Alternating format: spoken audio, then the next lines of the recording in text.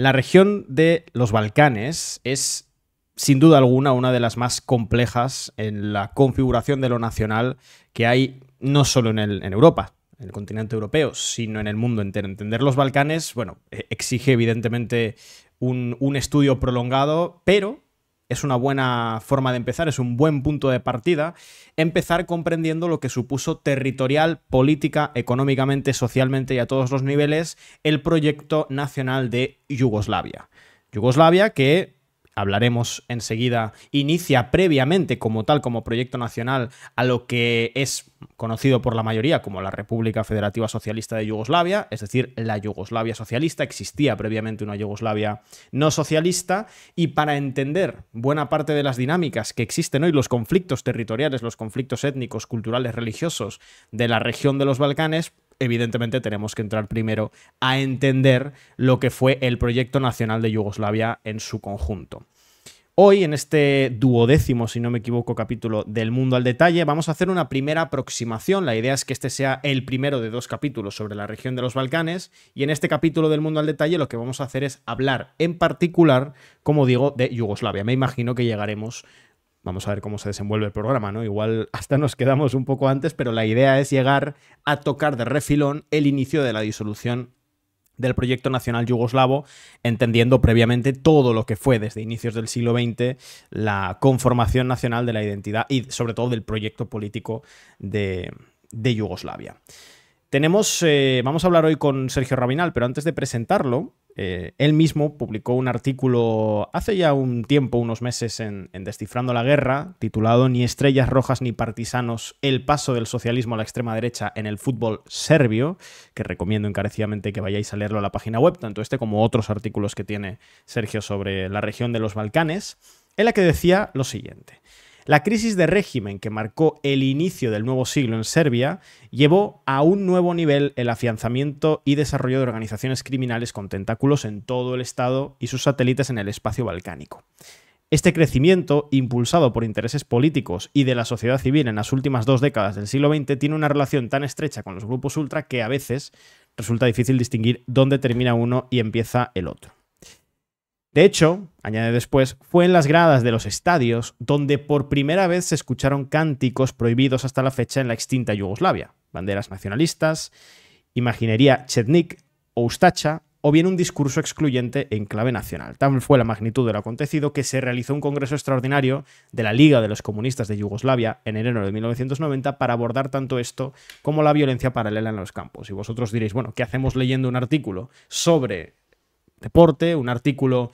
centrado en lo que fue el paso, como hemos dicho, de los grupos ultra a la extrema derecha en Serbia a fines del siglo XX y durante el siglo XXI, si de lo que vamos a hablar es de Yugoslavia? Bueno, pues porque toda la desintegración, el quiebre político que existe, que persiste todavía hoy en la región de los Balcanes, es incomprensible si no se habla previamente de lo que fue el proyecto nacional yugoslavo. Y para ello, para poder entenderlo mejor, ya lo veis aquí en pantalla, estamos con Sergio Rabinal, con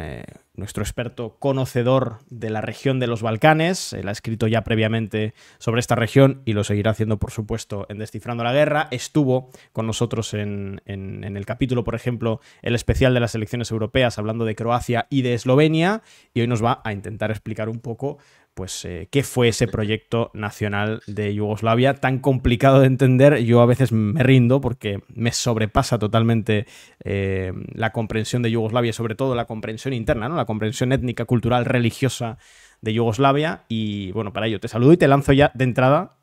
una primera pregunta, o te pido que hagas una corrección a un error generalizado, que es pensar que Yugoslavia nace en sí ligado directamente al proyecto socialista, pero Yugoslavia en realidad se conforma antes del propio socialismo en la región. ¿De qué forma? ¿Cómo podemos entender el nacimiento en sí de Yugoslavia? Bueno, lo primero para poder comprenderlo es entender la razón por la que se produce, y lo comentábamos en la introducción anterior, y es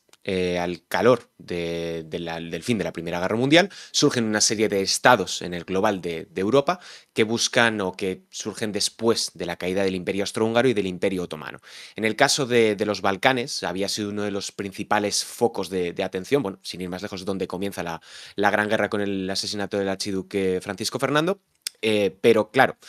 aquí se produce una convergencia de intereses. Aquí tenemos el reino de Serbia por un lado, con la dinastía Karađorđević, y por otro lado los territorios que habían integrado el imperio austrohúngaro, como podían ser Eslovenia, como podían ser Croacia o partes de Bosnia. Y claro, se produce una unión, en este caso, que es lo que da pie en 1918 al reino de los serbios, croatas y eslovenos, que en definitiva es la unión de los pueblos eslavos del sur, que traducido al castellano, perdón, traducido al serbo-croata es Yugoslavia. Simplemente significa eso. Aunque, como decíamos antes, Yugoslavia no nace nominativamente hasta 1929, que es cuando el rey Alejandro I de la familia Karađorđević establece que ya no se llama el reino de los serbios, eslovenos y croatas, sino que se llama Yugoslavia. En definitiva, Yugoslavia lo podemos entender desde dos puntos de vista, como un proyecto que busca aunar los intereses y conformar un proyecto transnacional que supera las propias diferencias étnicas y que las buscaba y que pretende configurarlas a través de un único proyecto político que fue la Yugoslavia socialista o bien la monárquica.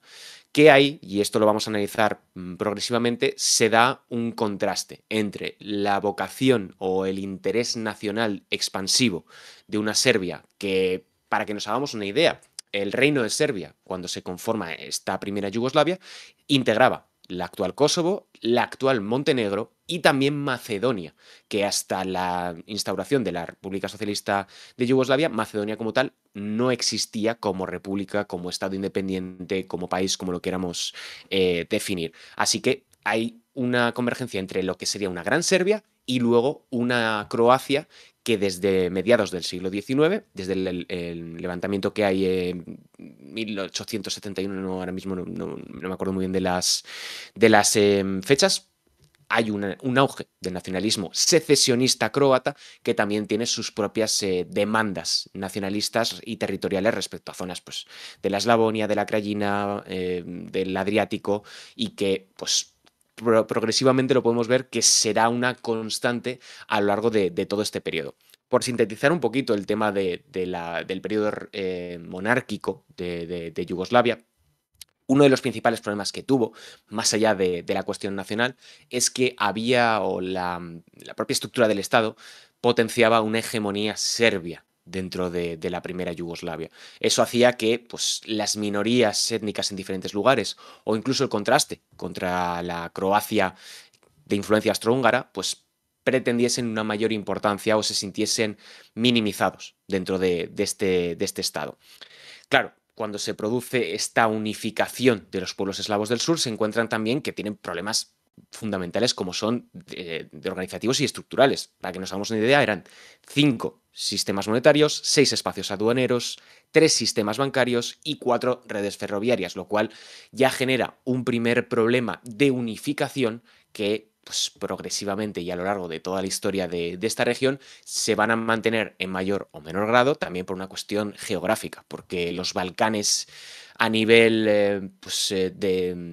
geográfico, como decía, es muy difícil de unificar porque hay una gran cantidad de montañas, valles, ríos, diferentes altitudes que dificultan mucho, en cierta medida, este tipo de cuestiones o la unificación en cierta medida, que también fue clave, por ejemplo, para la conquista o la invasión de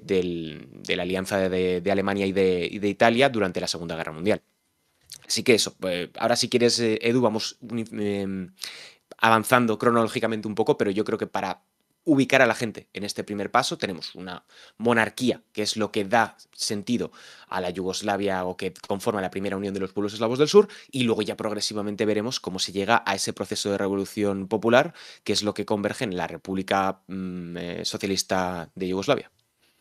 Claro, porque tú hablabas de que esa primera Yugoslavia ya monárquica enfrenta problemas vinculados a la divergencia a todos los niveles que había entre las regiones. Has hablado, por ejemplo, de los problemas monetarios. Entiendo que la Yugoslavia monárquica esos problemas no es capaz de solucionarlos y no necesariamente porque haga una apuesta por un sistema nacional o un sistema estatal descentralizado, sino por más bien como una deficiencia, ¿no? Es decir, quizá la monarquía yugoslava pretendía esa unificación y simplemente las condiciones no se dieron. Me recordaba lo que hablabas de la preeminencia serbia, por cierto, un poco al caso de la de la Unión Soviética, ¿no? No vamos a entrar a eso, pero Ujú. se puede parecer un poco en la rusificación de lo que fue el proyecto soviético. Es cierto que el origen es distinto, ¿no? Porque la Sí, Unión Soviética en sí es inicialmente una revolución vinculada a la nación rusa, que después se expande, por tanto es un proceso distinto, pero llega a consolidarse una rusificación casi total del espacio político que abarcó la Unión Soviética, y entiendo que de alguna forma la primera monarquía yugoslava intentó esto, es decir, intentó una servificación de Yugoslavia. Lo consiguió, fue una deficiencia, fue una apuesta de la monarquía yugoslava la descentralización, o fue simplemente que no consiguió sus objetivos de servificación, por así decirlo. sí. De hecho, término de servificación es el correcto, así que tiene bastantes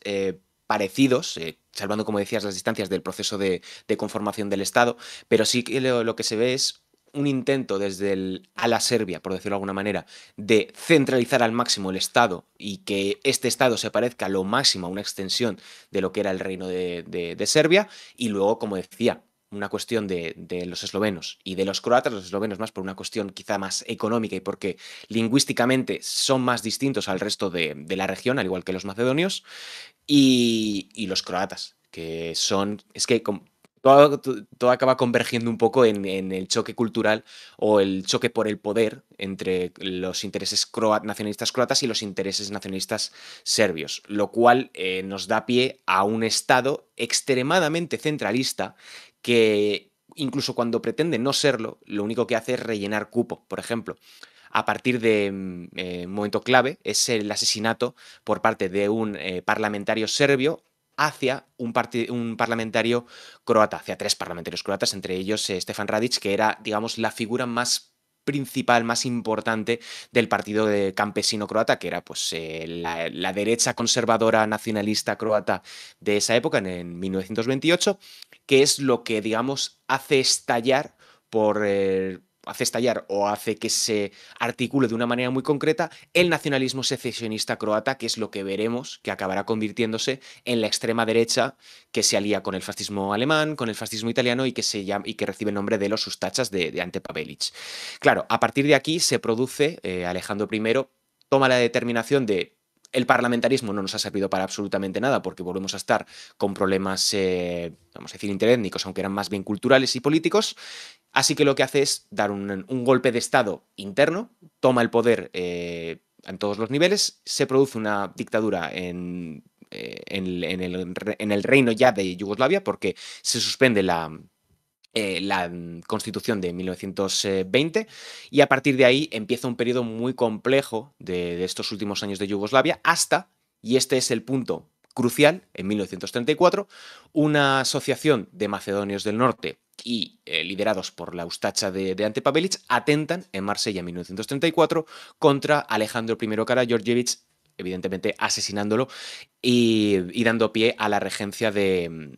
Pedro II por Pablo Karađorđević. Este punto ya nos anticipa que este proyecto de una primera Yugoslavia, de una primera unión de los pueblos eslavos del sur, no tiene mucho futuro o no tiene un proyecto de país que integre y respete las diferencias nacionales, culturales, lingüísticas, religiosas que se encuentran en esta región en concreto de Europa. También hay que tener en cuenta una cosa muy importante. Estamos en un periodo de entreguerras, estamos en un periodo en el que surgen los fascismos, pero también se establece el Partido Comunista, un Partido Comunista de Yugoslavia en el que ya había participado en las primeras elecciones en 1919, quedan como tercera fuerza más votada para la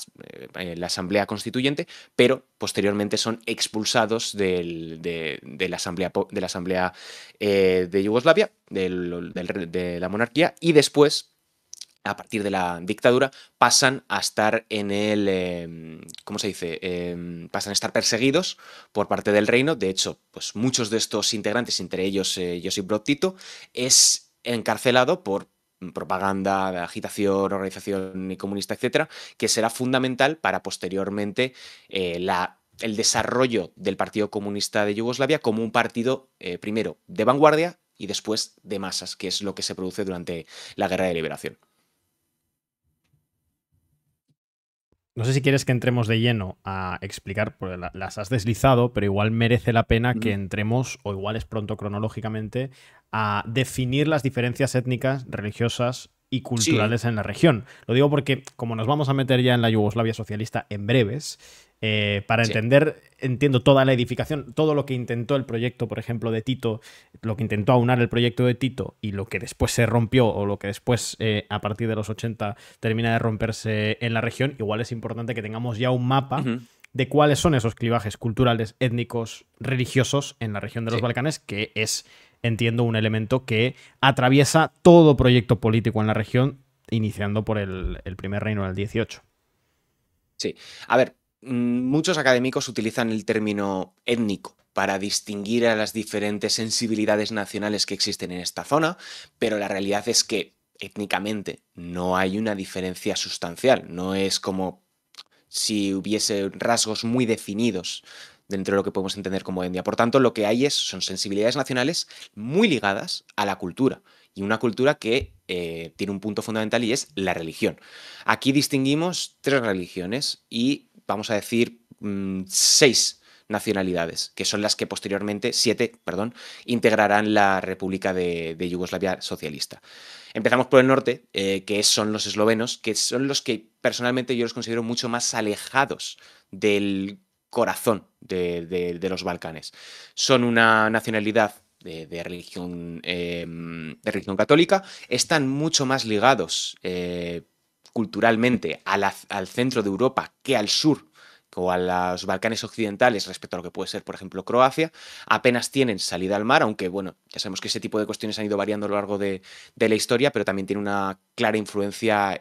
italiana, por ejemplo, sin más lejos el caso de Trieste, que ha ido variando un poco de manos a lo largo de los años. Luego está la cuestión croata, que es, como decíamos al principio, la convergencia, el constante choque entre Croacia y Eslovenia. Croacia es un país católico, muy católico, de hecho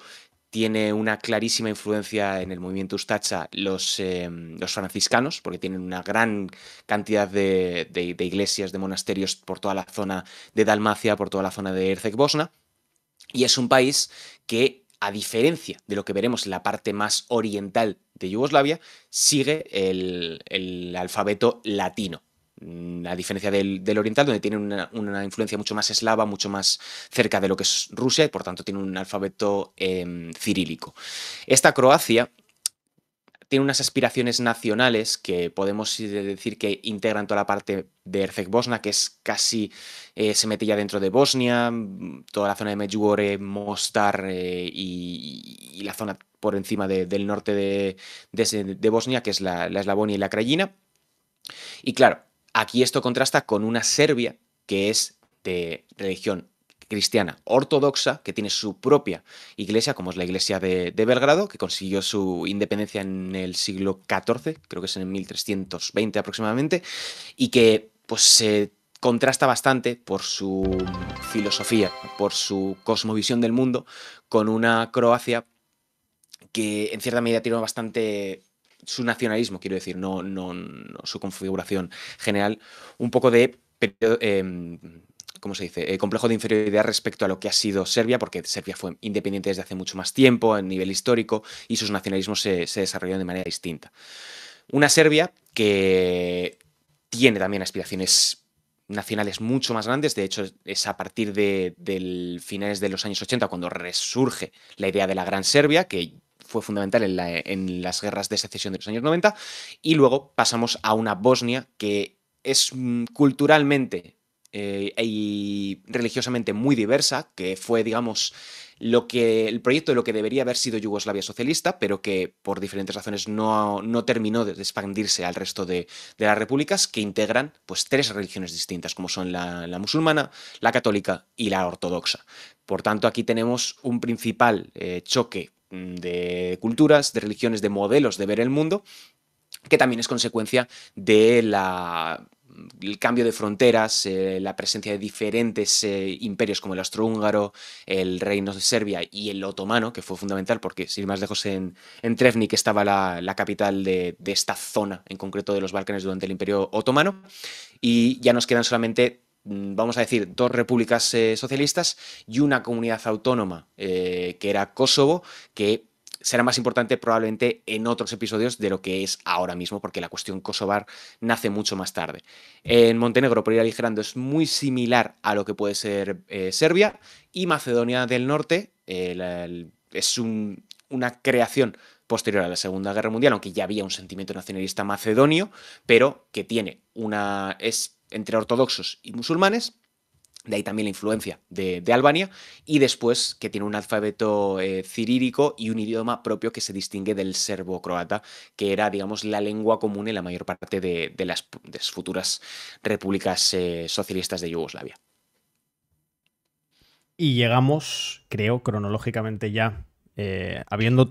tenido... Es que este mapa yo creo que era conveniente tenerlo un poquito en la cabeza, porque si no, Sí, sí, entender sí, los sí. Balcanes es imposible, imposible. Hablabas de Kosovo, de hecho, bueno, Kosovo será protagonista seguro en el segundo capítulo. Probablemente, me anticipo ya, ¿no? Entiendo que la cuestión de Kosovo a día de hoy es la cuestión más vigente en la actualidad, Sí. o que más riesgo o conflictividad política está generando en la región, no la única, pero al menos la más vigente, ¿no? Bueno, además sabemos que hay una cuestión de reconocimientos cruzados, bueno, bastantes cosas. En cualquier caso,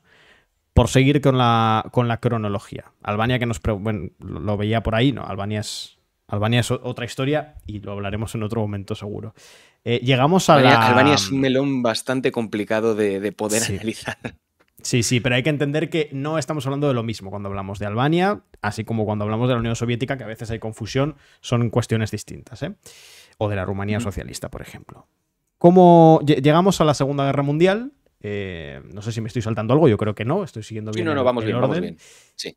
¿Cómo impacta la Segunda Guerra Mundial en Yugoslavia? Que, si no me equivoco, es el disparador o el elemento de posibilidad para la posterior República Federativa Socialista de Yugoslavia. ¿Cómo entra la Segunda Guerra Mundial en Yugoslavia? ¿Cómo afecta? Y bueno, ¿cómo se desarrolla el conflicto en suelo yugoslavo? La verdad es que la cuestión de la Segunda Guerra Mundial es muy interesante, y para aquellos o aquellas que les guste mucho este periodo, es realmente curioso por la influencia que acaba teniendo en el frente oriental, porque en origen, cuando se estalla la Segunda Guerra Mundial, Yugoslavia se declara neutral. Por tanto, no toma partido por ninguno de los dos bandos, no es beligerante, tampoco envía armas, aunque siempre había estado muy ligada tanto a Francia como a Gran Bretaña por esas alianzas previas de la Primera Guerra Mundial. Claro, a partir de 1941, cuando la situación es ya completamente insostenible, Yugoslavia se une, perdón, al pacto tripartito con diferentes países, con Alemania e Italia. Esto significaba que, aunque Yugoslavia técnicamente no iba a entrar en la Segunda Guerra Mundial, lo que permitía es a Alemania y a Italia cruzar su territorio para llegar hasta Grecia, que sí que era un espacio que les interesaba a este bando de la Segunda Guerra Mundial. Claro, ¿qué es lo que ocurre? Que en 1941, en primavera de 1941, hay un levantamiento en Belgrado ante la presencia ante este pacto,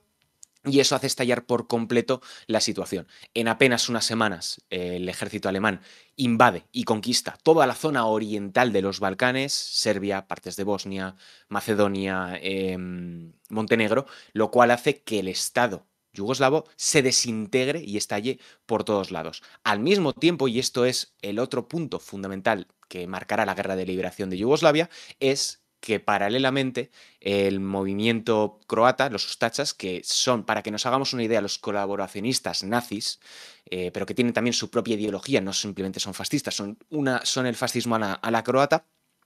tenían un pacto ya directamente con Italia con Italia y con Alemania, a cambio de cierto reconocimiento y de cierta autonomía en su praxis para poder para poder expandirse territorialmente por los Balcanes, cedían ciertos territorios que llevaba demandando Italia en la Dalmacia por cuestiones históricas de la República de Venecia, si no me equivoco mal. Por tanto, aquí tenemos tres patas. Uno, la Yugoslavia ocupada por el ejército alemán. Dos, la Yugoslavia ocupada por el ejército italiano fascista, y digamos ya el Estado independiente de Croacia, que es el nacionalismo secesionista croata que aspira a crear la Gran Croacia, una Croacia independiente que había sido un anhelo del nacionalismo romántico de Croacia desde el siglo XIX y que en la práctica se convierte en un lugar de exterminio para serbios, para musulmanes, para musulmanes no, para serbios, para comunistas, para gitanos, para judíos. Por tanto, y esto ya lo analizaremos, tengo de hecho un artículo que está por salir sobre este tema, que es crucial. La Segunda Guerra Mundial en Yugoslavia, francamente, Edu, merecería casi un capítulo aparte porque es una guerra condensada en el tiempo entre 1941 y la liberación de Belgrado en el 45, pero que ocurren muchísimas cosas, que hay diferentes ofensivas, contraofensivas, planes, operaciones que permiten un poco entender cómo luego se acaba configurando la República Socialista de Yugoslavia. Pero para que lo comprendamos un poco, hay tres bandos enfrentados. Uno, que sería el bando fascista, donde podemos tener ya meter todo lo que había dicho anteriormente. Otro, que es el ejército partisano, que es el que lidera Tito junto a otros integrantes del Partido Comunista de Yugoslavia. Y tercero, que son los monárquicos serbios, que son la ultraderecha serbia, que reciben el nombre, que probablemente mucha gente lo conozca, de Chetniks. Estos Chetniks, en principio, iban a unir fuerzas con el Partido Comunista de Yugoslavia, con el Ejército de Liberación Popular, pero con la propia evolución de la guerra, porque en principio estos Chetniks tenían apoyo de Gran Bretaña, acaban enfrentándose al Partido Comunista de Yugoslavia, porque rechazan integrarse, rechazan conformar una unión única para defender el global de Yugoslavia, y aquí es lo importante. El Partido Comunista de Yugoslavia, liderado por Tito, con el ejército en general popular, es el único proyecto que busca reunificar los territorios de Yugoslavia, busca configurar un proyecto nacional que tenga, pues, y que englobe o lo que podía haber sido ese reino de Yugoslavia, pero desde una perspectiva socialista, desde una perspectiva popular, y que veremos que es el único ejército que realmente consigue, lo primero, vencer la guerra, y segundo, expulsar a las potencias extranjeras que habían invadido el territorio. Y por dar algunas pinceladas de cómo fue esta guerra de los Balcanes en la Segunda Guerra Mundial, lo fundamental fueron tres momentos. Uno, la batalla del río Neretva, que permite al ejército popular avanzar posiciones en Bosnia, que fue el principal foco de atención del periodo bélico. La segunda, que es la batalla de Sutjeska, que es una derrota del ejército popular, pero que permite reorganizar fuerzas y reformular la estrategia bélica para seguir avanzando. Y por último, que es en noviembre de 1943, en 29 de noviembre, un día después de la conferencia de Teherán, que se produce el segundo Consejo Antifascista de Liberación Nacional de Yugoslavia, que es el conocido como AFNOG, donde se ponen las bases de lo que acabará siendo el proyecto o la República Federal Socialista de Yugoslavia, que en principio se llamó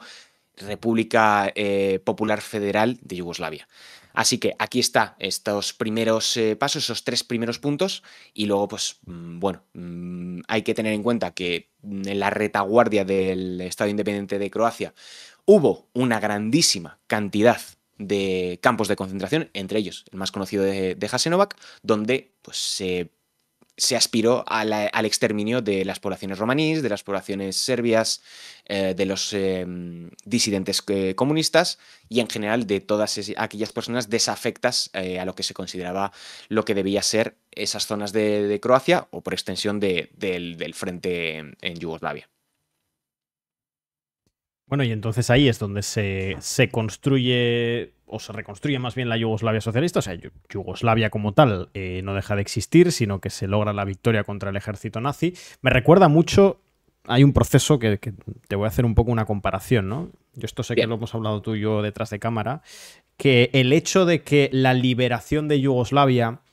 en el marco de la Segunda Guerra Mundial fuera conseguida, o se percibió que fue conseguida sin un excesivo apoyo por parte de la Unión Soviética, o sea, como un esfuerzo partisano de los comunistas yugoslavos, es lo que después habilita al Estado yugoslavo y a Tito en particular sostener una posición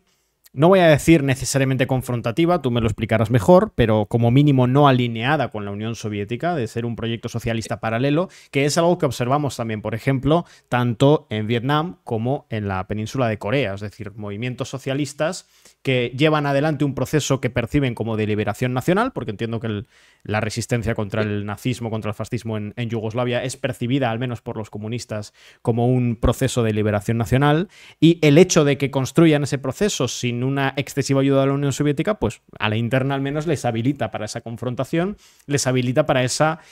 posición de mirar de tú a tú al hegemón del bloque socialista, que era indudablemente la Unión Soviética. Y además, entiendo que esa resistencia, esa victoria comunista en el marco de la Segunda Guerra Mundial también legitima en sí la existencia de los comunistas como elemento rector, como elemento gobernante dentro de Yugoslavia. Te lanzo esas dos ideas y además te hago la pregunta inicial de cómo son los primeros años de la Yugoslavia socialista, cómo se construye, no solo nacionalmente, sino también económicamente, políticamente y en su relación con la Unión Soviética, que creo que es uno de los elementos clave, y como me comentabas también el otro día,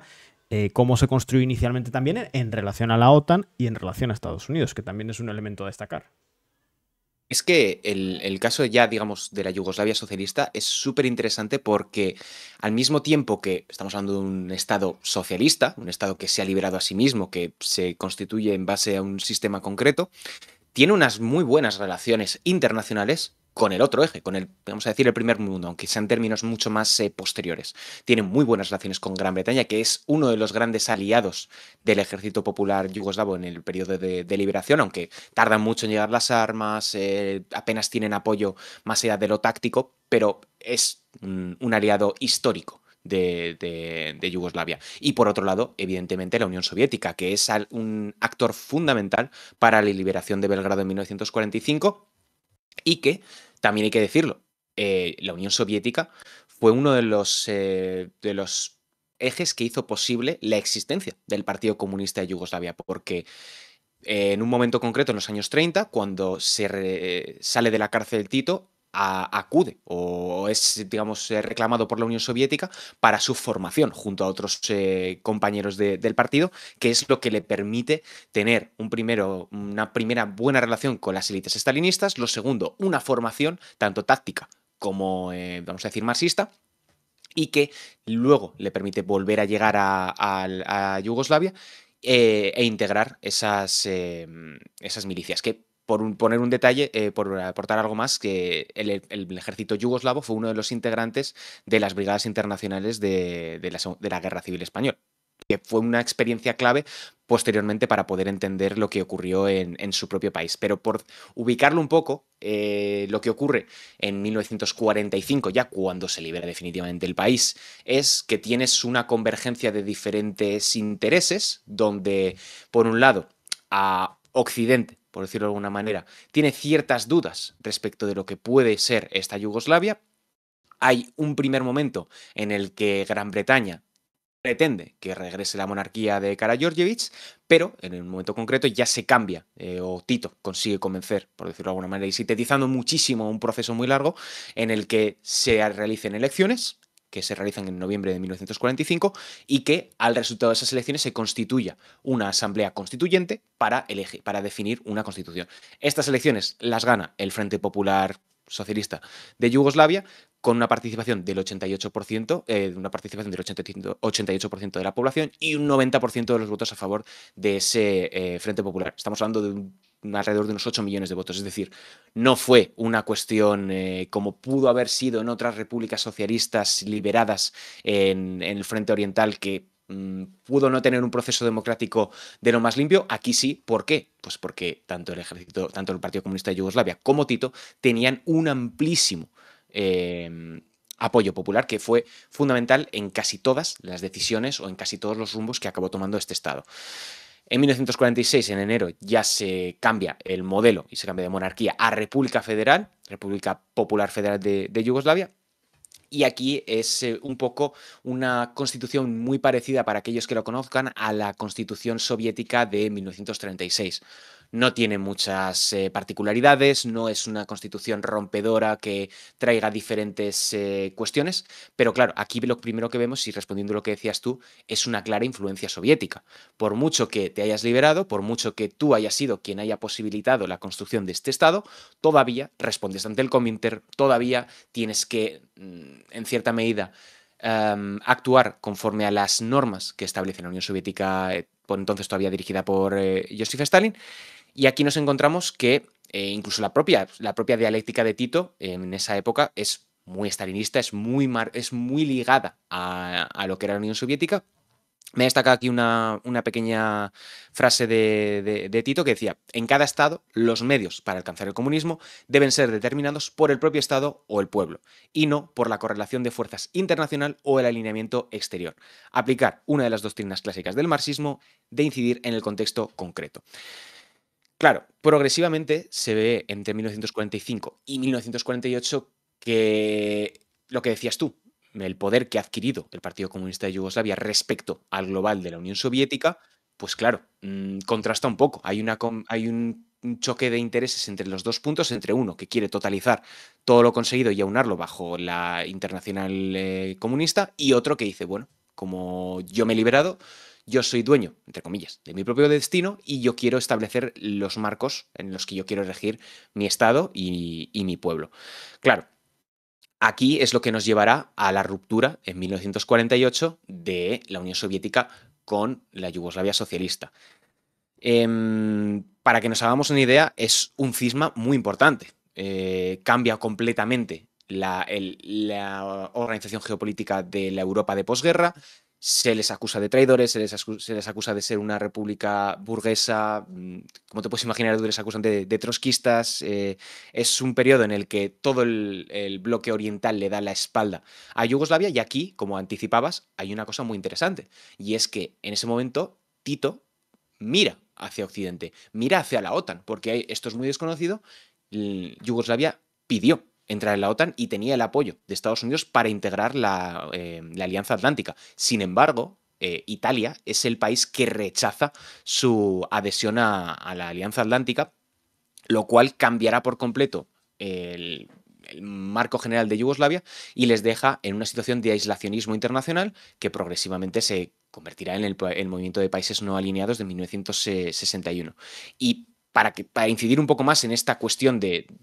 lo paradigmático que es el caso de la Yugoslavia socialista, fue uno de los países que recibió dinero del Plan Marshall de Estados Unidos, y gracias a ese Plan Marshall pudo posteriormente reconstruir en un momento crucial donde medio país estaba derruido, de construir pues, estructuras, reconstruir edificios, poner otra vez en funcionamiento su economía, que es clave. Pero esto se ocultó evidentemente a la población para poder mantener un poco el discurso de alineamiento con la Unión Soviética antes de la ruptura de 1948. Y ya, luego ahora podemos entrar, si quieres, en constituciones, estructura del Estado, organización política, que es lo que hace, yo creo, personalmente, uno de los regímenes socialistas más distintos, más diferentes y más particulares de todo el siglo XX. Bueno, ahí, a medida que ibas contando algunas cosas, también, así como antes hemos hecho algunas comparaciones, también me surgen diferencias notables, ¿no? Quizá la confrontación tan directa que realizó Yugoslavia con la Unión Soviética, ese inicial acercamiento con la OTAN, la asunción del Plan Marshall, claro, es distinto de casos como el vietnamita o el coreano, en el cual ya desde un primer momento la Guerra Fría se instala. Se parte en dos los países y la ayuda para la reconstrucción de la posguerra viene de un lado y de otro, ¿no? La Unión Soviética es quien ayuda a la reconstrucción económica, a la reconstrucción de las infraestructuras en Vietnam, tanto durante la guerra como sobre todo a posteriori de la victoria socialista en la guerra de Vietnam, y también es la Unión Soviética quien ayuda a la reconstrucción económica e industrial del norte de Corea del Norte. Y entiendo que no es así en Yugoslavia, lo cual puede ser un factor para que ese alineamiento, que podría haberse producido en un primer instante y podría quizá haber evitado algunos de los cismas posteriores, no se produjese. Pero cuéntame también sobre el propio sistema socialista yugoslavo, que creo que es uno de los elementos más importantes. Yo creo que para entender sus diferencias en relación a la Unión Soviética, para entender algunas de las diferencias entre el sistema socialista soviético cuando son contemporáneos, quiero decir, y el sistema socialista yugoslavo, también hay que entender que Yugoslavia no fue socialista durante el auge de los fascismos, no fue socialista durante el inicio o en el inicio de la Segunda Guerra Mundial, al tiempo que la Unión Soviética, evidentemente, tras la Revolución del 17, ya construye, edifica un sistema nacional socialista que se encuentra con el auge de los fascismos y evidentemente eso altera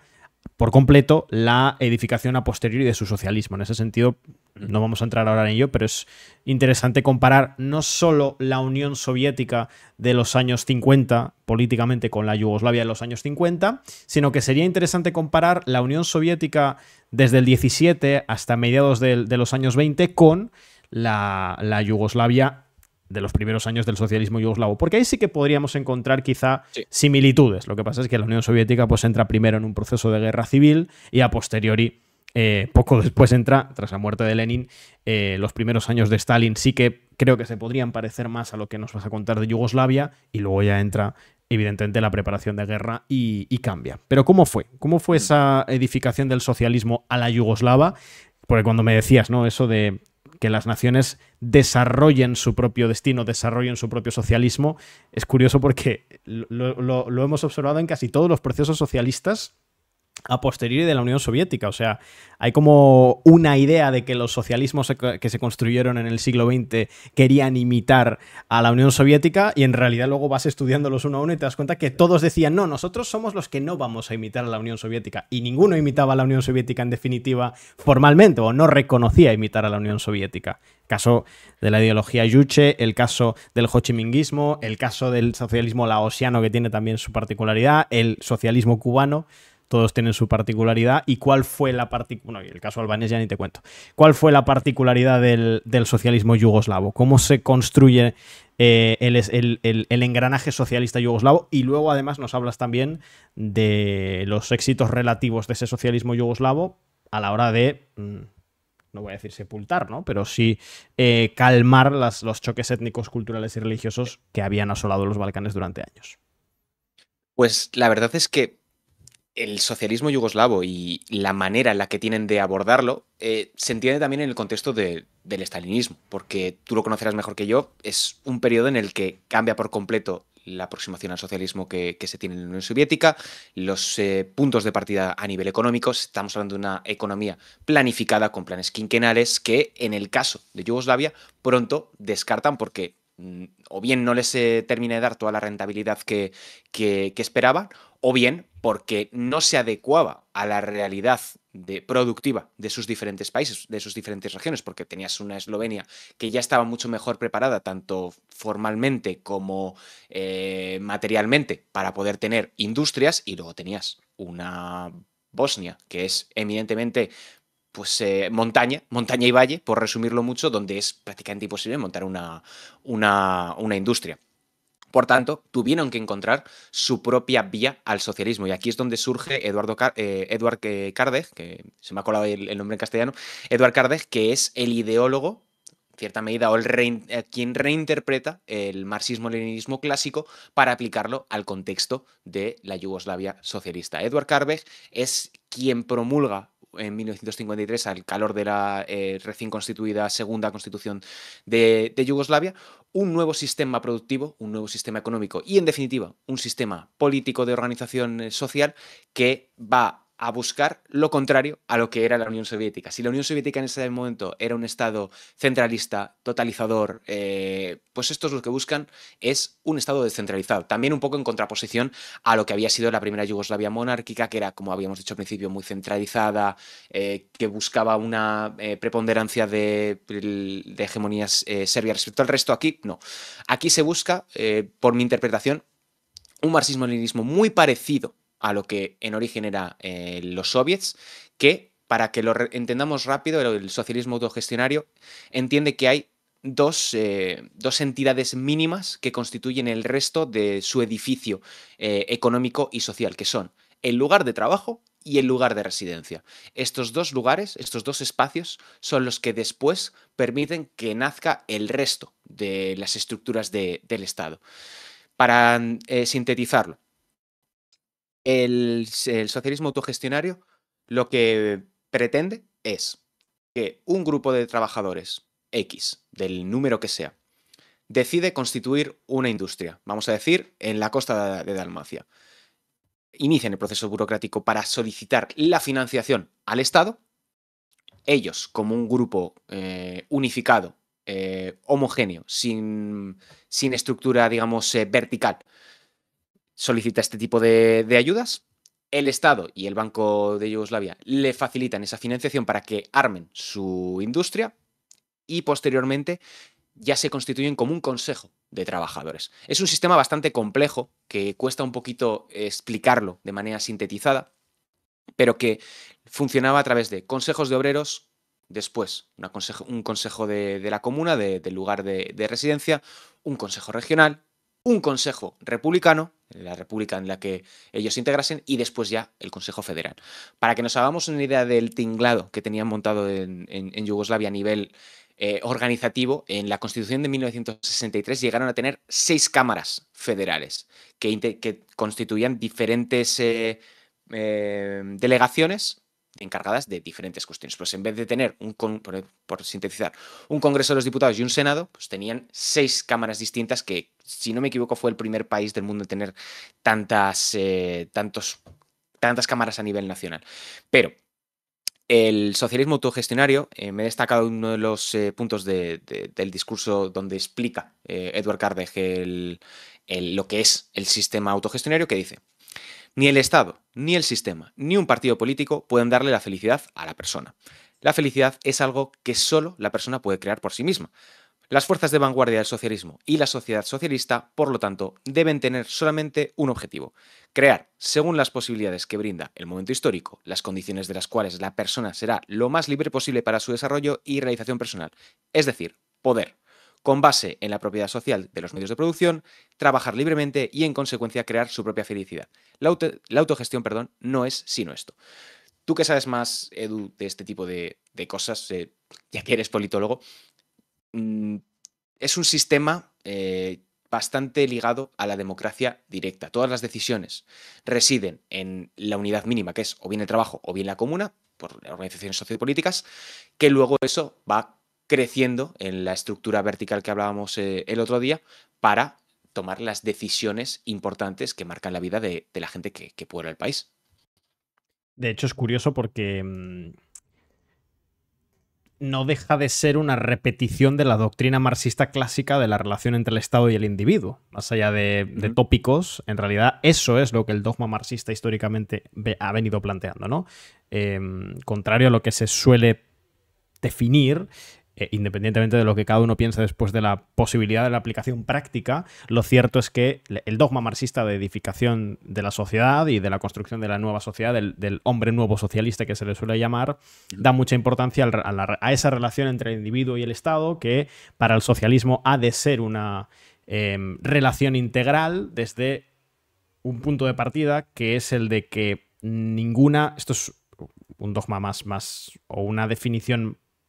dicha históricamente por el peronismo en Argentina, pero que aplica y traduce perfectamente lo que el marxismo ha venido a plantear históricamente, que es: ningún individuo se realiza en una comunidad que no se realiza. Y en esa relación entre el Estado, entre lo colectivo y el individuo, es donde se construye el dogma marxista de la construcción del hombre nuevo y de la construcción de la sociedad socialista.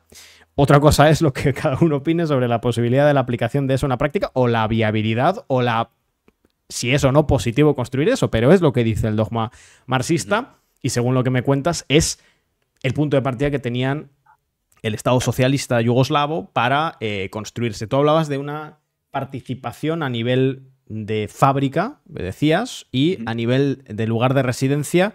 o no tanto una participación, sino que ahí en la fábrica y en el lugar de residencia era donde se construía y donde se le daban o se le pretendían dar las herramientas al individuo para la realización personal. La participación política, entiendo que era solo a nivel de fábrica, no era tanto a nivel de barrio como sí podemos ver, por ejemplo, en otros casos como el de Vietnam, ¿no? Claro, aquí lo importante para entender el sistema político yugoslavo socialista es que funcionan a través de un sistema de delegados. A través de cada delegado, por ejemplo, una fábrica o una cooperativa agraria enviaba un delegado me lo invento, al consejo o a la asamblea municipal o a la Asamblea Regional o a la Asamblea Federal, dependiendo del grado de importancia que pudiera tener en ese sentido esto. Es un sistema de democracia directa, por tanto, los delegados son elegidos dentro de su propio consejo. Como decía, puede ser un consejo regional, puede ser un consejo de fábrica o cooperativa o lo que buenamente se trate. Y esto, en cierta medida, puede llevar un poco a una burocratización del sistema, pero que no tiene por qué ser necesariamente malo si se lleva de una manera concreta o de otra. Por ejemplo, que lo he estado repasando esta mañana, había una limitación a partir de la Constitución de 1963, de una limitación de 8 años de mandatos en cada responsabilidad máxima, a excepción evidentemente de la jefatura del Estado que recaía en Tito. Había diferentes sistemas, perdón, dentro del sistema autogestionario hay diferentes organizaciones, como la Organización de los Trabajadores y el Trabajo Asociado, que podía ser una fábrica o con su consejo de trabajadores, organizaciones por una misma unidad de producción o servicio, pues empresas de producción o servicios, o una comunidad de ciudadanos organizados, que eso sería un poco lo que sería el municipalismo, que es lo que planteabas un poco tú. Organizaciones por sector de producción, por ejemplo la siderurgia, organizaciones mixtas, público y privado, porque aquí hay que tener una cosa muy en cuenta. La Yugoslavia socialista no eliminó la propiedad privada ni la posibilidad de tener un capital o de tener una empresa, lo que fuese. Tú podías tener, creo que eran hasta 20 hectáreas de tierra, por ejemplo, que ese fue uno de los principales problemas que se encontraron luego en los últimos años, donde se veía que incluso, por ejemplo, la Iglesia Católica en la Dalmacia había mantenido un buen lote de tierras que no habían sido colectivizadas después de 1945 y que había generado una serie de problemas. Y bueno, todo esto acaba convergiendo en lo que son la Liga de los Comunistas, que es el sistema de delegados, que es lo que diferencia un poco a otros sistemas socialistas o en general a otras democracias que puedan tener sistemas tan descentralizados como era el caso del yugoslavo. Una descentralización que fue yendo a más conforme las demandas de las diferentes repúblicas fueron increciendo. Conforme una república exigía o se organizaba para poder demandar un mayor grado de autonomía, que en la mayor parte de las ocasiones significa autonomía económica y no tanto dependencia respecto de un proyecto que evidentemente necesitaba de la convergencia de intereses de diferentes repúblicas, porque tenías un norte muy desarrollado como podía ser Eslovenia y partes de Croacia, y un sur que estaba todavía muy pauperizado, como podía ser Kosovo, Macedonia, Montenegro, donde más allá de algunas industrias en el centro por las cuestiones de estructura de las comunicaciones, como por el hecho de estar cerca del mar, en el caso de la costa adriática, eran más productivas, pero luego había otros sitios donde demandaban un mayor grado de apoyo, tanto de ayudas como de intervención estatal, etc. Y yo creo que por la parte del socialismo autogestionario es lo que podemos sintetizar bastante. Es un socialismo muy parecido al marxismo-leninismo, como decíamos al principio, que busca la autodeterminación de los trabajadores y la organización de estos en sus propios núcleos de trabajo, pero que, en cierta medida, puede llevar a si las élites del partido no se organizan de la manera adecuada, puede llevar a un liberalismo económico y a una economía de mercado, que es lo que muchas veces se ha querido entender del socialismo autogestionario, que hablaban de un socialismo de mercado, cuando en la realidad no era eso. De hecho, lo que planteas de la introducción de mecanismos de mercado y sobre todo de mecanismos para la entrada del capital privado extranjero es algo que forma parte de nuevo del corpus teórico marxista, desde la perspectiva del propio Marx y de Engels, de que el capitalismo es la fase transicional hacia el socialismo y que por tanto no se puede alcanzar el socialismo en una fase de desarrollo capitalista previo, y además está incluido en la nueva política económica de Lenin. El propio Lenin la desarrolla en la Unión Soviética, sobre todo en el contexto de después de la guerra. No sé si lo has comentado, pero yo sé que era más o menos un tope del 49% de participación del capital extranjero en las empresas yugoslavas. Pues mira, esto no te va a sorprender. Eso estaba en la Unión Soviética, eso está en China, eso está en Vietnam, y en todos los sistemas socialistas que pretenden llevar a cabo un proceso de lo que se llama la acumulación de capital socialista, es decir, entrada de capital extranjero, porque al final en muchas ocasiones pues el capital productivo no lo tiene el Estado socialista. Entre otras cosas, y el caso yugoslavo no es tanto así, pero en el resto del mundo sí, porque se desarrolla el socialismo en estados en vías de desarrollo, en estados todavía incluso con sistemas feudales, como en el caso de Corea o de Vietnam, y como el capital está fuera del país y lo tienen los grandes monopolios internacionales, se hace ese proceso de, ok, permitimos la entrada de capital extranjero, pero establecemos mecanismos de retención de ese capital, como participación máxima del 49%. Se juega, y esto está establecido en el dogma marxista, con el interés inmediato del capital. Es decir, con esta idea, yo creo que correcta desde el punto de vista analítico, de que el capital, el capitalismo como sistema y en concreto el capital como jugador político, no piensa sus decisiones desde un punto de vista de largo plazo, sino desde un punto de vista de optimización directa e inmediata del capital, de rentabilidad, y por tanto se concibe desde el marxismo y desde el leninismo en concreto, y como digo, lo hizo la Unión Soviética, lo hizo Yugoslavia, lo hizo China, lo hizo Vietnam, lo hace Laos, se le permite al capital extranjero la obtención de un cierto rédito con su inversión económica en los países socialistas, pero se le fuerza a través de limitaciones, impuestos, bueno, una serie de procesos, cada uno elige el suyo, a que una parte importante del capital y de la plusvalía generada se quede dentro del país y el Estado, como gran ente económico de los países socialistas, distribuya ese capital generado dentro del país por la inversión extranjera para el desarrollo de la propia industria, de la industria nacional, tanto pública como privada. Tú comentabas, claro, y esto es lo que está atravesando ahora mismo China, que lo hemos hablado aquí un montón de veces en Descifra, el hecho de que China haya llevado a cabo un proceso de acumulación de capital extranjero, de retención de capital extranjero, y que luego lo haya invertido para el desarrollo de su propia economía y de su propia industria, ha generado en efecto un desarrollo objetivo de la economía china, un desarrollo objetivo de las fuerzas productivas del capitalismo chino, lo cual tiene, desde el punto de vista del marxismo, una cara A y una cara B. La cara A es que mejoras objetivamente la economía del país y por tanto puedes distribuir mejor esa riqueza entre las capas trabajadoras, pero al mismo tiempo creas, quieras o no, una clase de capitalistas nacionales emergentes, a las cuales, según el dogma marxista, hay que tener por debajo del Estado, y el Estado tiene que controlar y la política tiene que saber controlar a esa incipiente clase capitalista nacional que va a surgir sí o sí si permites la entrada de capital extranjero, pero evidentemente esa clase capitalista nacional, esa burguesía nacional, va a intentar eventualmente tomar posiciones políticas para transicionar a una economía de mercado real, es decir, a un sistema capitalista. Sí. Entiendo que esa contradicción la tuvieron en Yugoslavia. Vamos a entrar ya, si acaso, no diría la desintegración, ¿no? Pero al reavivamiento de las crisis internas, y no sé si esta burguesía nacional juega un papel clave en eso. Claro, para mí, desde mi punto de vista de historiador, para mí es un aspecto fundamental porque es lo que hace, en cierta medida, resquebrajar el sistema, porque estamos hablando de un sistema descentralizado en donde, a pesar de estar descentralizado, lo que busca es que todas las diferentes repúblicas progresen en su conjunto. Es decir, que no vaya Eslovenia y dé 5 pasos adelante mientras Montenegro va dando un paso cada vez. Y esto te lo traigo un poco, que creo que es un buen ejemplo el caso tanto de la industria eslovena como del turismo en Croacia. Croacia, que a día de hoy ya es una potencia, si nos permitimos ese término, a nivel turístico, lo que ocurre es a partir de los años 60 y 70 que se liberan mucho la entrada de turistas extranjeros cuando surge el fenómeno del turismo. Claro, aquí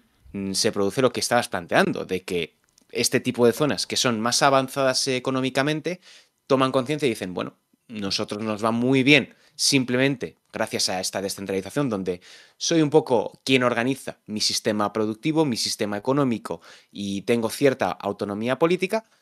Caso de, por ejemplo, Eslovenia con las minas y la extracción de diferentes materiales e industrias. Y empiezan a desarrollarse diferentes movimientos nacionalistas que no tenían por qué ser secesionistas, pero que toman la forma de secesionismo a partir de la muerte de Tito. Claro, y este es un punto fundamental. Ante la ausencia de un liderazgo fuerte, y esto es una cosa que es extrapolable a cualquier sistema socialista y es condición de posibilidad para que existan, es que tienen que tener un liderazgo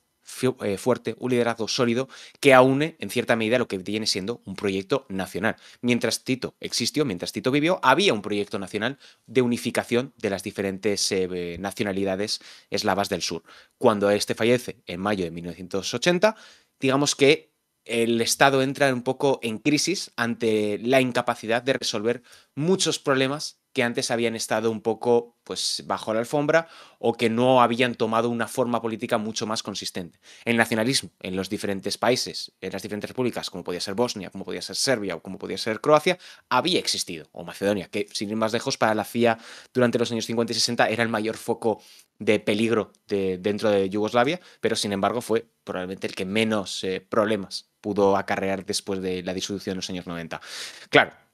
aquí tenemos que en el momento en el que Tito fallece en el año 80, estallan muchos de estos problemas, también potenciado por otra cuestión clave en el general del ecosistema socialista, que es el mayo del 68, que hace despertar o hace que tomen forma o ganen popularidad diferentes movimientos como el croata, que se materializa en el año 73 con la primavera croata, el renacimiento o la reorganización de un, ¿cómo decirlo?, una ideología política musulmana, que es lo que dará forma posteriormente a los bosníacos de Alija Izetbegović, o el progresivo avance de la Iglesia ortodoxa dentro del espacio serbio, que acaba derivando en, en el auge o en el conocido como memorándum de la Academia de las Ciencias y las Artes de Belgrado, que es lo que da un poco forma a la ideología conservadora y secesionista, bueno, y expansionista de Serbia en los años 90 y del que se hará cargo de Slobodan Milosevic posteriormente. Claro, por darle un poco de forma, en el año 74 es la última constitución de Yugoslavia que, para resumir, da mayores cotas de libertad en términos liberales, lo que podemos entender de libertad, pues mayor liberalismo económico, una mayor autonomía para ciertas empresas y le da, por ejemplo, el reconocimiento autonómico a las regiones de Voivodina, que está al norte de Serbia, y a Kosovo, que es uno de los la manera que tiene Tito de resolver la cuestión kosovar que había empezado desde los años 60, y se reducen a dos cámaras la organización federal, que es la Cámara Federal y el Consejo de las Repúblicas y Provincias, que podría ser un poco como el Senado en España. En el 74 también se nombra presidente vitalicio a Josip Broz Tito, el representante máximo cargo político y militar del país. Y claro, a ver, que me ubico un poco dentro del guión que hemos estado dando un Presidente poco eterno vueltas. como Kim Il-sung. Me suena a eso. Claro, presidente, toma un poco, yo creo que esa nomenclatura y resuelve un poco una cuestión que había ocurrido desde la primera etapa hasta el 63, donde Tito era el presidente, el primer ministro y el jefe del Estado. A partir de entonces ya simplemente es como el representante externo de Yugoslavia, porque el hombre estaba ya muy mayor, a pesar de que era una persona muy lúcida, estaba muy mayor y ya pues entraba en esos últimos años donde hay un progresivo fallecimiento de figuras clave, como puede ser que muere en un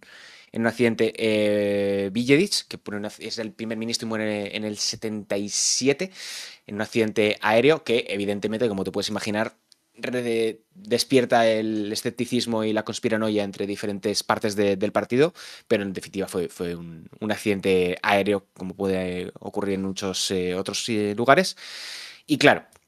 a partir de la muerte de Tito, y ya lo encaramos un poco hacia esa parte final, convergen diferentes cuestiones. Una, que es una crisis económica derivada de la crisis del petróleo de los años 70, que aumente el paro, que aumente la inflación, que el sistema económico y político se resquebraje un poquito, porque claro, ya no estamos en un momento de desarrollismo como podían ser los años 50 y 60, donde como no había industrias, lo que pasaba es que era necesario construirlas, pero claro, tras 20, 30 años de desarrollo económico, lo que se ha producido es que hay incluso ciertos monopolios dentro de estas empresas que, pues, por ejemplo, para los plásticos tienes a Yugoplástica, para la construcción de aviaciones tienes a Yata, creo que era la Jata. Tienes diferentes industrias que se han encargado de ser las principales o que han tenido más éxito, si lo queremos entender desde otra perspectiva. Pero en definitiva es un monopolio de ciertos sectores estratégicos dentro del sistema yugoslavo. Por tanto, la economía deja de ser tan productiva, entra en paro y lo que se produce es que hay lugares o hay repúblicas donde afecta más y otras donde afecta menos, donde eran mucho más dependientes de lo agrario, del campo, les afecta muchísimo más, puede ser el caso de Kosovo, puede ser el caso de Macedonia y Bosnia, mientras que en el norte, pues viven se empieza a instaurar más bien un discurso de decir, bueno, ¿por qué tengo yo que estar sosteniendo a una república con la que no tengo lazos culturales y que me está demandando o que se me lleva X número de porcentaje de mi producción anual? Claro, aquí entramos un poco en el debate eterno de si esto es una cuestión que era inevitable o realmente con un mejor liderazgo político se podría haber gestionado. La realidad es que cada una de las repúblicas mira hacia adentro, un poco consecuencia de esa descentralización, y que quizá con un proceso más recentralizador y sobre todo con una figura política que aún hace todo como la cabeza del Estado, pudiera haber sido diferente y quizá no estaríamos hablando de una disolución tan dramática o incluso de la existencia a día de hoy de Yugoslavia en otra forma, quizá más parecida a un régimen capitalista y liberal como pueden ser otros estados de Europa. Y claro, aquí ya te doy paso. Ante la muerte de Tito, lo que se establece es una presidencia rotatoria de la República Federal, que se demuestra un auténtico fracaso porque tras 40 años de liderazgo único, lo que se encuentra la población yugoslava es que cada 5 años está de repente cambiando a un burócrata dentro del Partido Comunista que antes de responder por los intereses generales parece que responde por los intereses de su particular nacionalidad. O sea, que ese sistema de representación de alternancia nacional o regional o territorial en parte es un desencadenante, ¿no? A ver si me sorprendes. Puede ser que en esas regiones en las que se percibió un mayor agravio económico fue donde más se desató o donde más se desencadenó el sentimiento anti-yugoslavo, que es lo que después abre todo el proceso de ruptura. Y te pregunto también, llegados a ese punto a posteriori de la muerte de Tito, ¿cómo definirías el sentimiento anti-yugoslavo? Es decir, ¿vuelve a ser un sentimiento anti-serbio? ¿Se vincula con una cuestión territorial? ¿Se vincula con una cuestión económica? ¿Se vincula con una cuestión religiosa? Entiendo que igual se desenvuelve de manera distinta en cada una de las regiones o en cada una de las naciones que conformaban Yugoslavia, porque se habla mucho de lo que fue en sí la guerra de los Balcanes, que lo hablaremos en otro capítulo, pero quizá es interesante para analizar cuáles fueron los clivajes que en cada una de las naciones, en cada uno de los territorios, hicieron que se desarrollase y creciese el sentimiento anti. No sé si anti-yugoslavo, no sé si anti-serbio, no sé desde Serbia si era más un sentimiento anti-croata o qué forma tomó, no sé si lo puedes definir. Sí. Yo creo que personalmente lo considero mucho más cercano a un sentimiento antisocialista que anti-yugoslavo. O sea, porque la presión por parte de diferentes facciones de la Liga de los Comunistas de Yugoslavia va en la línea de vamos a abrir el sistema, vamos a permitir la participación de diferentes partidos, que eso nos permita tener elecciones libres y a partir de ahí definir nuestra hoja de ruta. La realidad, y en lo que esto se transforma, es en un viraje radical hacia la derecha. En algunos casos es una derecha conservadora europea, como puede ser el caso de la eslovena, donde no tenían, digamos, atributos culturales contrapuestos que pudieran ser similares al caso de los croatas o al caso de los serbios, pero que era más una cuestión económica. Ellos se sentían que podían tener mucho mayor futuro a nivel económico si eran una república independiente, quizás un poco influenciados por el caso de Alemania, mientras que en el caso de Croacia, aquí sí que hay una cuestión cultural muy fuerte. Las diferentes publicaciones croatas nacionalistas habían crecido a lo largo de los años 70, a pesar un poco del intento del régimen de censurarlos o de restringir un poco su avance para tratar de controlar ese auge del nacionalismo, porque en cierta medida estaba prohibido hacer declaraciones nacionalistas dentro de la propia República Federal, porque a pesar de que tú fuese un estado descentralizado, de que hubiese República Socialista de Croacia, eso formaba parte de algo mucho mayor que la República Federal y del proyecto yugoslavo. Y claro, esta diversidad, este auge, que es que personalmente no me gusta el uso del término nacionalismo porque yo creo que no es apropiado o al mismo tiempo está muy denostado porque se ha utilizado tanto para definir este tipo de cuestiones que se olvida que había un proyecto político detrás de cada una de estos aglutinantes de las diferentes repúblicas de Yugoslavia. En el caso de la Eslovenia, como he dicho, era muy derecha conservadora europea, no tenía muchas diferencias respecto a lo que podía ser el caso alemán, el caso checo posterior a la caída de la Unión Soviética, pero claro, por ejemplo, con Croacia, aquí tenemos, con lo que decíamos al principio, una clara influencia católica. El HDZ de Franjo Tuđman es un poco herencia del partido campesino de Croacia, que tiene evidentemente sus raíces en el movimiento fascista y que pues, Franjo Tuđman, la Croacia posterior a la guerra de los Balcanes, tiene un problema, por ejemplo, de memoria histórica porque no han conseguido rechazar el pasado Ustaša del Estado Independiente de Croacia y lo vemos, por ejemplo, en el caso de los grupos ultras del Zagrini de Mostar, del Split o del Dinamo de Zagreb. Que bueno, esto ya es cuestiones futuras, pero por darle un poco de contexto.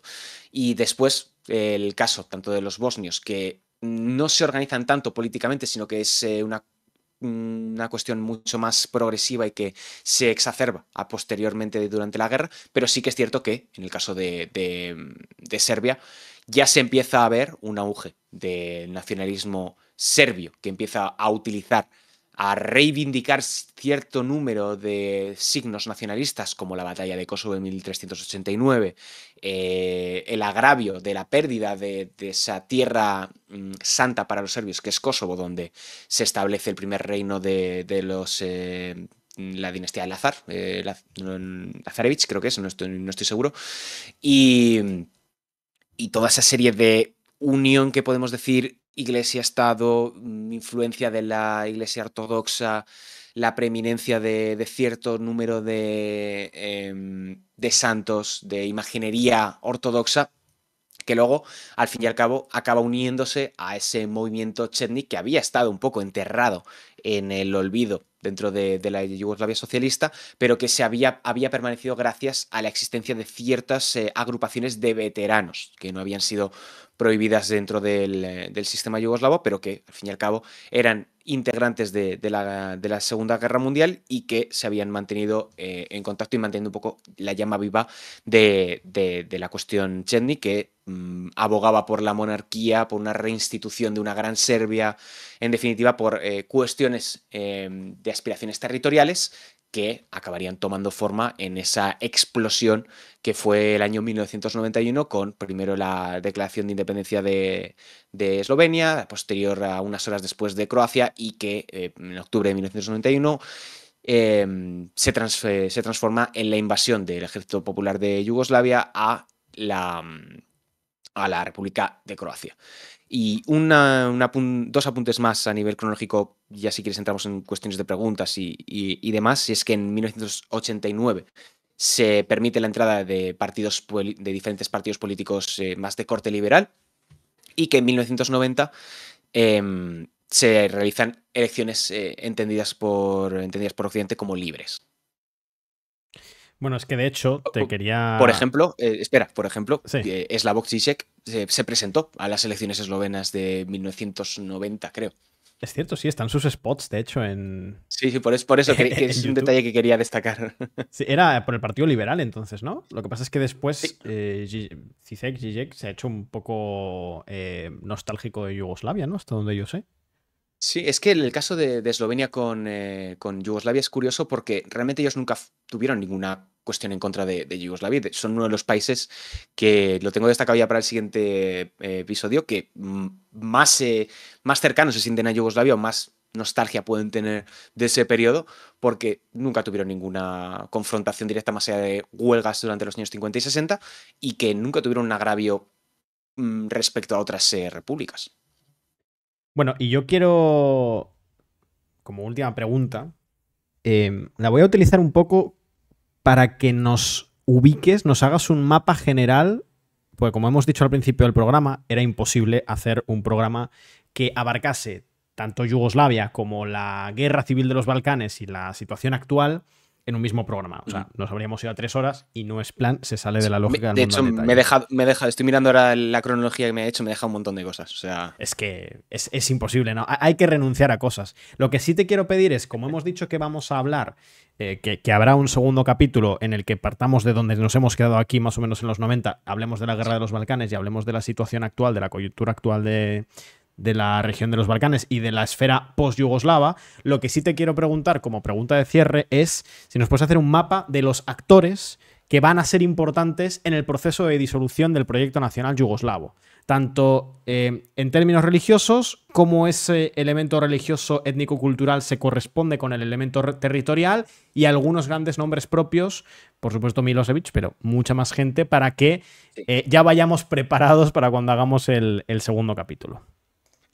Yo, a ver, más allá de, evidentemente, de la figura de Slobodan Milosevic, que es el eje central a través del cual entender las guerras de secesión, de disolución que pueblan el territorio de la ex Yugoslavia, yo creo que hay que destacar principalmente a Franjo Tuđman, que era el presidente de la República de Croacia a partir de 1991, del HDZ, que es el partido conservador de la derecha clásica cristiana de Croacia. Luego, Alija Izetbegović, que también es de la derecha conservadora, pero en este caso con un claro componente musulmán, un claro componente de exaltación de lo que podía ser la nación musulmana, que en este caso se traduce en los bosníacos, que son la gente de religión musulmana que integra la República de Bosnia y posteriormente llamada y Herzegovina. Así que esos son los tres actores fundamentales dentro de esa política de guerra, y luego tenemos otras figuras fundamentales, como puede ser Milan Kučan, que era el presidente de Eslovenia. Tienes a dos figuras que pasarán por el Tribunal de la Haya posteriormente, como son Ratko Mladić, que era el general de las fuerzas serbo-bosnias durante la guerra de Bosnia, que uno de los responsables del genocidio de Srebrenica y en diferentes otros lugares de la geografía bosnia. Y luego se me ha ido Karadzic, perdón, se me había olvidado el nombre, muchos nombres en idioma serbo-croata. No son fáciles. No. Estos son los sencillos. Karadzic, que era, digamos, el ideólogo de esa anexión de Bosnia a lo que debía ser la gran Serbia que habían ideado a partir de 1986 en la Academia de las Artes y las Ciencias de Serbia. Y luego yo aquí te pondría diferentes nombres, ya más en el contexto internacional, como podría ser el caso de George Clinton, porque era el presidente de Estados Unidos durante el periodo general desde el 92 hasta el año 2000, que es cuando podemos decir que terminan un poco las guerras balcánicas con esos problemas que hubo en Kosovo y en Macedonia del Norte. Y luego, evidentemente, Javier Solana, que fue el secretario general de la OTAN y que fue quien autorizó el bombardeo de Belgrado en 1999, cuando realmente no creo que fuese necesaria una intervención militar tan destructiva sobre población civil en territorio fuera del espacio bélico. Bill Clinton, me imagino que te referías, que has dicho George Clinton. Ay, perdón. Me suena de algo de música, pero no me acuerdo. George Clinton, sí, perdón, era cantante de funky. Pues ahí se te ha colado, has desvelado tus gustos musicales por ahí. Bueno, pues con este mapa general de actores vamos a despedir este primero de los 2 capítulos, mínimo 2, que vamos a hacer sobre Balcanes en el mundo al detalle. Si no me equivoco, este es el capítulo número 12 en general del mundo al detalle. Ya sabéis que podéis ver todos los capítulos en el canal de YouTube. Como digo siempre, si nos estás viendo en Twitch, tanto en la grabación que hacemos inicialmente exclusiva para suscriptores, como si nos estás viendo en la emisión del viernes, tienes que saber que lo subimos también a YouTube. El viernes está programado ya, va a estar programado si lo estás viendo en Twitch, para subirlo y que quede ya ahí en la playlist del mundo al detalle que tenemos en el canal de YouTube. Y lo mismo, si nos estás viendo en YouTube, pues que sepas que esto lo grabamos y lo emitimos previamente en nuestro canal de Twitch. Y nos estés viendo desde donde nos estés viendo, tanto en YouTube como en Twitch, lo más importante, ya sabes que en la página web tenemos muchísimo contenido para profundizar sobre este tema, que tenemos artículos de Sergio ya publicados y artículos que vendrán, y sobre el resto de temas que hemos tocado en el mundo al detalle. Es un programa, en principio semanal, puedes ir viendo todos los capítulos que hemos hecho, más tranquilo, más sosegado que lo que hacemos en general en Twitch. Y nada, Sergio, te despido aquí este programa. Quedamos emplazados al segundo capítulo, porque evidentemente si nos hemos quedado en los 90, pues es porque va a haber que seguir hablando de Balcanes. Así que nada, ha sido un placer como siempre. Un placer como siempre y espero que a la gente le haya gustado. Hemos tratado de resumir muchísimos años, muchísimas cuestiones que casi merecerían un programa para todas. Así que, bueno, que disfrute la gente de lo que haya sido este programa y que si tienen más interés hay un montón de información dentro de Descifrando la Guerra, de otros artículos que están ya publicados anteriormente y bastante interesantes.